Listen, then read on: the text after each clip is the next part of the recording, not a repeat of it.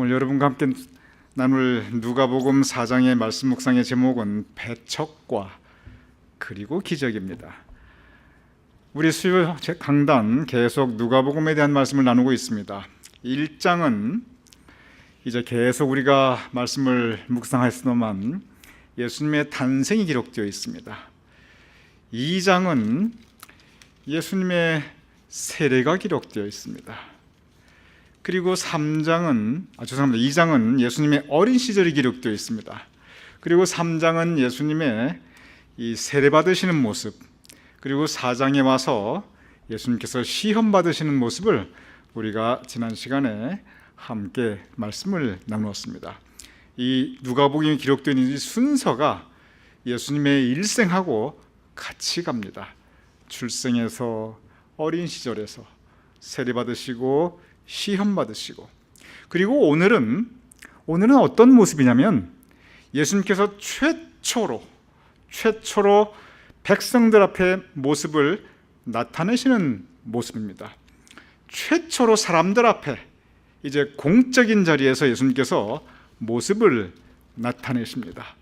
그 부분을 누가복음 4장 20절에 기록되어 있습니다. 제가 읽어보겠습니다.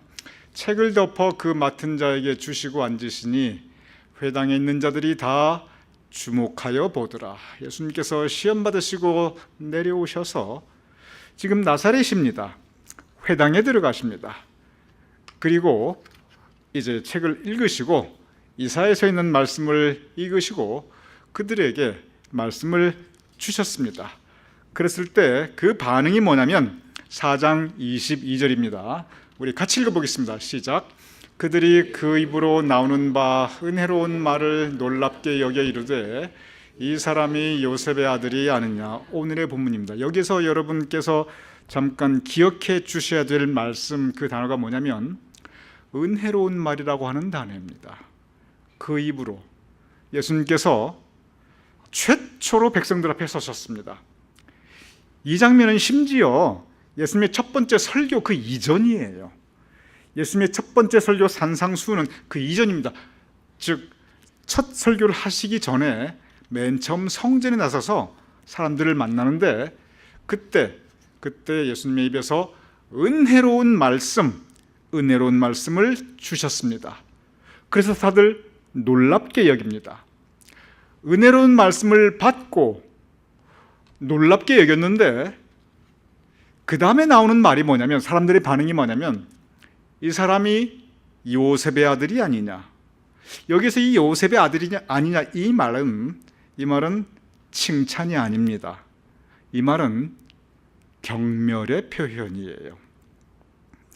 지금부터 여러분 이 흐름을 잘 보시기 바랍니다. 이 흐름의 시작이 은혜로운 말씀으로 시작합니다.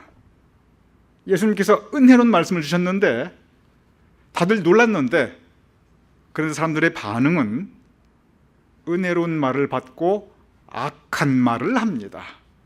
이 사람은 요셉의 아들이 아니냐. 아니, 저 사람 별 볼 일 없는 그런 사람인데, 별 볼 일 없는 사람이 했으니 별 볼 일 없는 말일 텐데, 그런 이야기입니다. 은혜로운 말을 은혜롭게 받아들이면 되는데 은혜로운 말이 악한 말로 바뀝니다. 예수님께서 한탄하십니다. 누가복음 4장 24절, 내가 진실로 너에게 이르니 선지자가 고향에서는 환영을 받는 자가 없느니라. 예수님께서 한탄하십니다. 예수님의 고향 나사렛입니다. 무슨 얘기냐면 나사렛에서 무슨 선한 것이 나리요. 환영받지 못합니다. 환영받지 못하는 것까지는 괜찮아요. 이 사건이 어떻게 전개되냐면 그 다음 부분입니다. 4장 28에서 29절입니다. 여러분께서 한번 읽어주시죠. 이 흐름을 잘 여러분께서 보아주시면서 제가 또 여러분 리마인드 시켜드리겠습니다. 읽어주시기 바랍니다. 시작.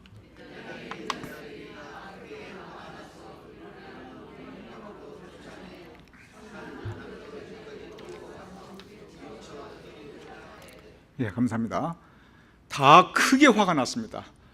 회당에 있는 자들이 누구냐면 은혜로운 말을 들은 사람들이에요. 다 놀랐던 사람들입니다. 그런데 화가 나서 거기서 끝나는 게 아니라 예수님을 동네 밖으로 쫓아내고 거기서 끝나지 않았어요. 산 난떨어지까지 끌고 가서 밀쳐 떨어뜨렸다. 여러분 생각해 보시기 바랍니다. 낭떠러지까지 끌고 갔어요. 예수님께서 걸어가신 거 아니에요. 질질질 끌려갔어요. 대중이, 여러 사람들이.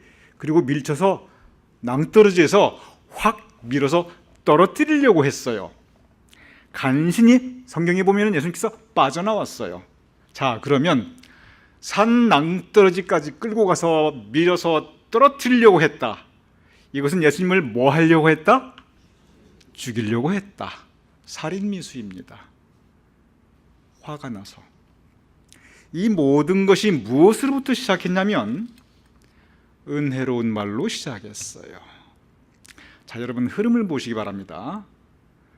은혜로운 말을 들었으니 은혜로 받으면 됩니다. 은혜로운 말을 들었으니 아멘 하면 됩니다. 그런데 은혜로운 말씀을 받았는데 곧바로 반응은 악한 말을 하게 되고, 요셉의 아들이 아니냐, 나사렛에서 무슨, 그 다음에 악한 감정이 드러납니다. 화가 났다고 그랬어요. 다 화가 나도 크게 화가 났다. 요즘 말로 하면 격노했다 또는 대노했다, 분노했다, 그 표현이에요. 자, 처음에 악한 말이 나옵니다. 그 다음에 악한 감정이 나옵니다. 그 다음에는 악한 행동이 나와요. 사람을 죽이려고 합니다. 여러분 성경 말씀을 읽어볼 때 제가 늘 말씀드립니다. 통독도 참 중요해요. 쭉 읽어나가는 건데, 이 묵상을 하다 보면은 한 번쯤 여러분이 우리가 영적 호기심을 가질 필요가 있어요. 영적 호기심. 어떻게 이렇게 되지? 아니, 은혜로운 말씀을 받았는데 흐름은 악한 말, 악한 감정, 악한 행동으로 됐어요. 왜곡이 되었습니다. 변질이 되었어요. 불행한 결과가 나타납니다. 왜 그랬을까요? 영적 호기심을 한번 가져보세요. 성경 말씀 보면 저는 그런 경우 많이 느낍니다. 이게 도대체 어떻게 이렇게 되지? 여기에 보면은 이유가 있어요. 지금 이 누가복음 4장뿐만이 아니라 오늘날의 인간관계에서도 이러한 현상은 참 많이 나타납니다. 은혜로운 말로 시작해요. 좋은 말로 시작해요. 좋은 의도로 시작합니다. 예수님께서 좋은 의도로 은혜로운 말씀하셨어요. 근데 진행되는 과정은 악한 말이 오가게 되고, 악한 감정이 개입되고, 결과적으로 악한 행동이 뒤따르고 다 불행해집니다. 여러분, 이게 누가복음 4장에만 있을까요? 이 인간관계 때때로 일어난 일일까요? 여러분은 어떻게 생각하세요? 세상에 이런 일이 많이 일어날까요? 이건 성경 말씀 얘기지, 세상에 이런 일 관계없다. 여러분은 어떻게 생각하십니까?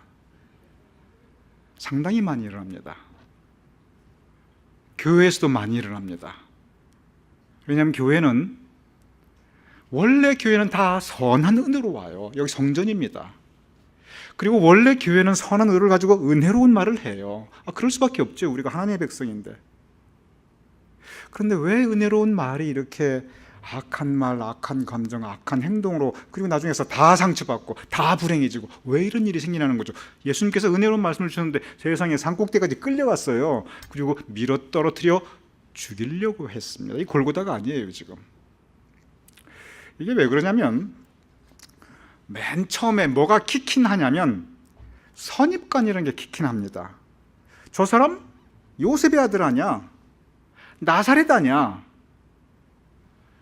선입관이 생기게 되면 아무리 은혜로운 말씀을 들어도 여기에 그 반응이 악한 말로 반응합니다. 요셉의 아들이 아니냐? 결국은 선입관입니다. 그리고 편견, 한쪽만 보는 거예요. 예수님께서 많은 좋은 점이 있었을 것입니다. 한 동네 사람이었어요. 그런데 한쪽만 봅니다. 그냥 하루 벌어 하루 먹고 사는, 그냥 뭐 볼 게 있느냐, 장님이 코끼리 만드듯이 한쪽만 보는데 주로 어떤 쪽을 보냐면 주로 나쁜 쪽을 부각시켜 봅니다. 저 사람은 다 좋은데 이거 하나 나빠, 이게 나빠. 왜 꼭 나쁜 쪽만 그렇게 부각시킵니까? 선입관, 편견, 세 번째가 있는데 이게 가장 중요합니다. 그게 뭐냐면 감정이 개입합니다. 개인적인 감정, 특별히 분노, 미워하는 마음. 여러분이 사람의 감정이 개입하면, 특별히 분노와 미움이 개입하게 되면 아무리 예수님께서 은혜로운 말씀을 하셨어도 그 결과는 이렇게 살인미수까지 이어지게 됩니다. 감정, 분노, 미움이 개입하면요, 진실 아무 상관없어요. 믿음 아무 상관없습니다. 이성 저리 물러갑니다. 감정에만 충실하게 돼요. 무슨 감정? 악한 감정에만. 분노와 미움에 빠지게 되면 사람은 믿음도 신뢰도 진실도 이성도 다 상관없고 뭐에만 충실하느냐? 그 분노와 미움에만 충실합니다. 그래서 분노와 미움이 사람을 드라이브해요. 분노와 미움은 언제나 파괴적입니다. 보십시오. 예수님을 산 위까지 끌고 와서 확 떨어뜨려 죽이려고 했어요. 얼마나 파괴적입니까? 오늘 누가복음 4장에서 우리에게 보여주는 말씀은 이런 일에 우리가 빠질 수 있다는 겁니다. 그것도 어디에서? 이게 지금 회당에서 일어난 일이에요. 교회에서 일어나는 일입니다. 교회에서 언제든지 이런 일이 일어납니다. 그만큼 선입관과 편견과 특별히 감정, 개인 감정 무섭습니다. 진실 확 왜곡시키고요, 관계 확 변질되고요, 다 상처받고 다 불행해집니다. 바로 이것이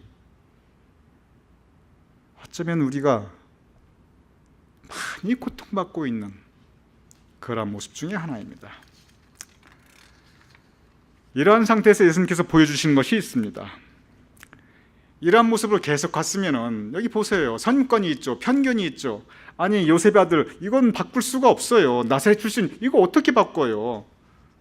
사람의 감정? 어떻게 믿습니까? 사람의 감정이랑 늘 바뀌는데.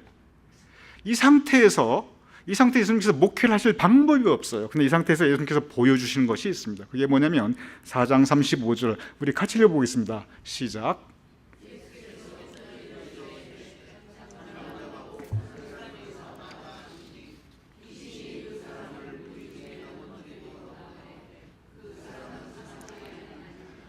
이 상황 가운데 예수님께서 무엇을 보여주시면 기적을 보여주십니다. 기적을 보여주셔요. 귀신 들린 사람을 치유시켜 주시는데 그 귀신을 쫓아나게 하십니다. 그래서 예수님께서 그 능력을 보여주십니다.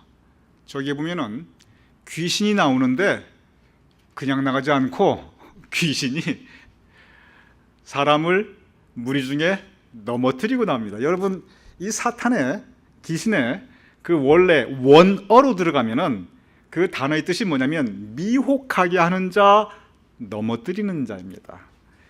언제나 귀신은, 언제나 악한 영은 사람으로 하여금 미혹하게 하고 그리고 넘어지게 합니다.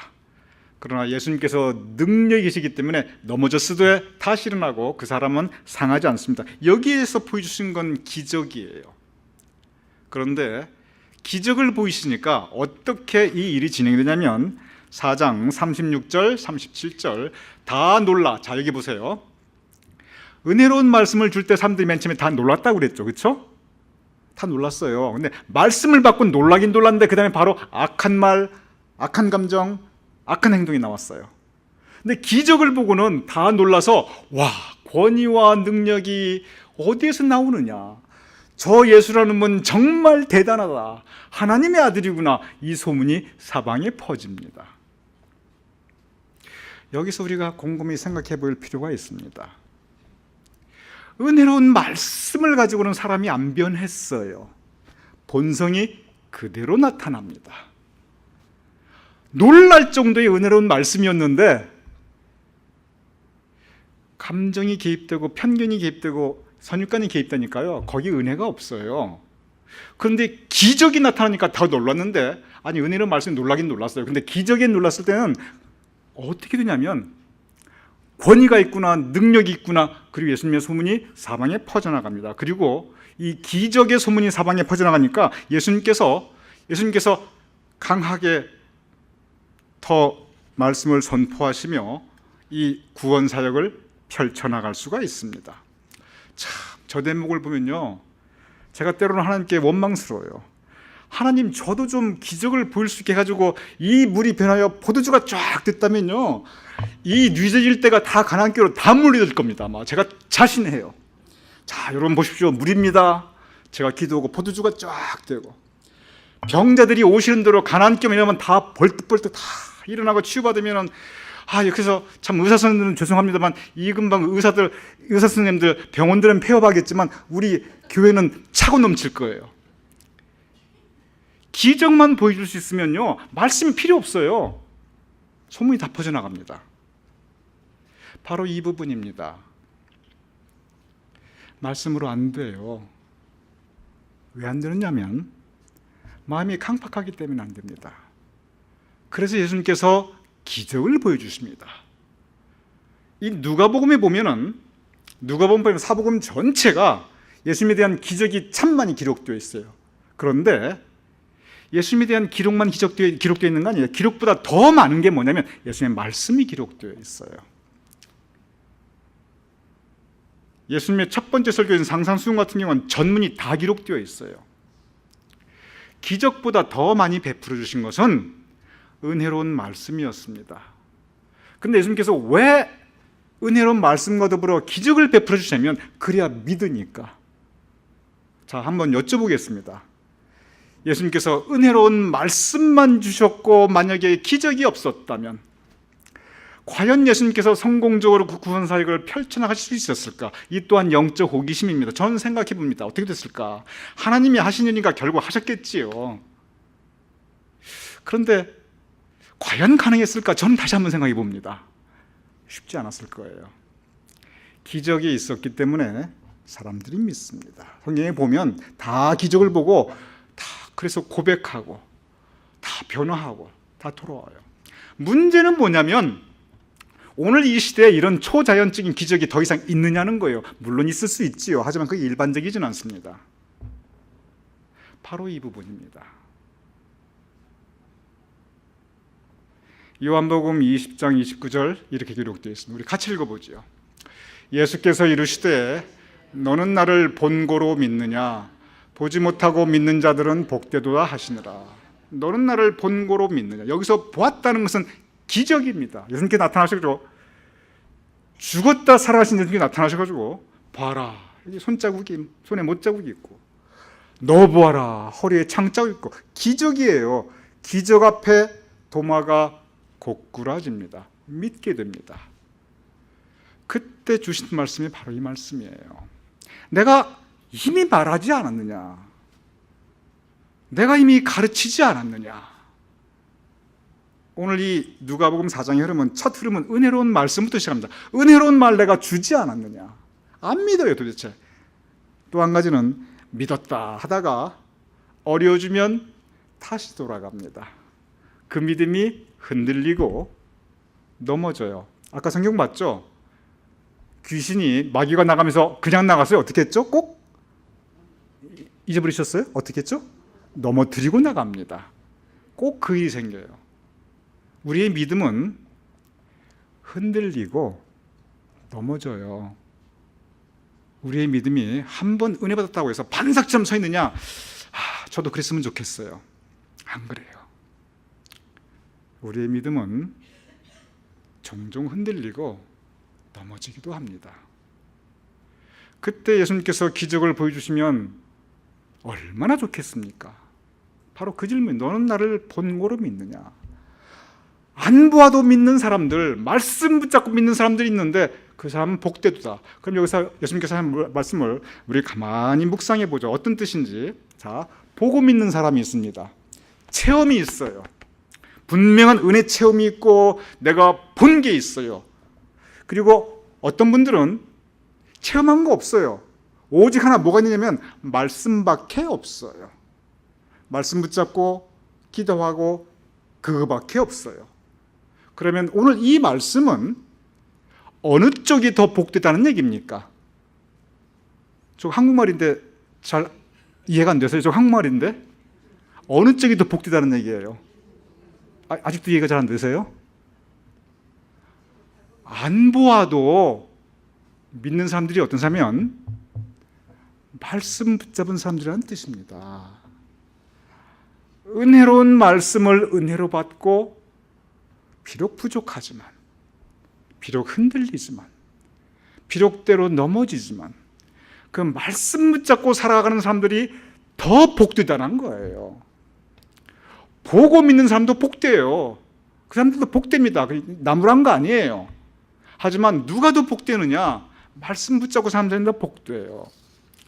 이 시대에는 기적으로서 우리가 믿음을 계속 가지고 유지하려면 그게 어디로 빠져드냐면 제가 늘 경계합니다. 여러분, 그게 신비주의로 빠져들어요.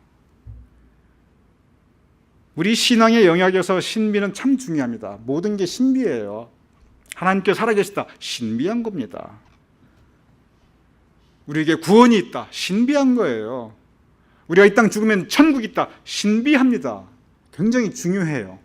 근데 신비주의는 뭐냐면 내가 기적을 체험해만 내가 믿겠다. 내가 눈고 본 게 있어야 믿겠다. 이게 신비주의입니다. 그래서 뭔가 신비한 게 있어야만 그래야 믿는 사람들 아주 문제입니다. 큰일 납니다. 초대교회가 맨 처음에 왜 이렇게 혼란스러웠냐면 이 신비주의가 교회 안으로 들어왔어요. 그래서 굉장한 문제가 일어납니다. 바로 이 말씀이에요. 보고 믿는 것 중요합니다. 그러나 본 적 없어도 말씀만으로 믿는 사람들 더 복됩니다. 이 말씀이 우리에게 어떻게 적용이 되냐면 제가 이렇게 계속 목회를 하고 저희 할머니도 목회하고 저희 아버님도 목회하고 저도 목회하고 지금 3대째 목회를 하고 있는데 제가 이렇게 보니까 보신 분들이 있어요. 분명한 체험하신 분들이 있습니다. 정말 복돼요. 그분들 확신이 있어요. 나는 보았다. 나는 체험했다. 내가 성령 분명히 체험했다. 그분들은요 굉장히 강합니다. 복돼요. 전체적으로 보면 그런 분들 제가 볼 때 한 30% 정도밖에 안 돼요. 퍼센테이지로 볼 때 이건 굉장히 좀 정확하지 않은데 제가 roughly 대충 보면 70% 정도는 내가 분명한 신비적인 체험 전혀 없어요. 맹숭맹숭해요. 긴가민가해요. 내가 뭐 체험한 거 있나? 생각 가만히 해보니까 어렸을 때 교회만 그냥 다녔지 뭐 특별하게 내가 뭐 들은 것도 없고 본 것도 없어요. 맹숭맹숭해요. 긴가민가해요. 때로 흔들리기도 해요. 괜찮습니다. 그 믿음이 더 복됩니다. 왜냐하면 본 거 없는데 말씀 붙잡고 살아왔기 때문에 그래요. 이 설교 끝나면 우리가 이 눈에 아무 증거 아니 비어도 찬송가 545장 부를 터인데 눈에 증거가 보이지 않을 수 있어요. 기적 없을 수가 있습니다. 내가 알고 있고 붙잡고 있는 건 말씀뿐일 수가 있어요. 여러분 그걸로 충분합니다. 체험과 기적은 있으면 좋지만 없어도 아무 상관없어요. 중요한 건 오늘 이 말씀은 은혜로운 말. 예수님께서 은혜로운 말씀. 이거 붙잡고 살아가면 됩니다. 그런데 여러분 다시 말씀드립니다. 항상 우리 신앙에서 경계하시기 바랍니다. 은혜로운 말씀을 왜곡하고 변질하는 게 뭐냐면 선입관, 편견, 가장 큰 것, 감정입니다. 감정, 분노와 미움. 이것이 개입하면 은혜로운 말씀으로 다 놀라워했는데, 다 기뻐했는데 이게 변질돼 가지고 우리 보셨잖아요. 악한 말을 하게 되고 악한 감정이 개입되고 악한 행실을 하게 됩니다. 안 된다는 거예요.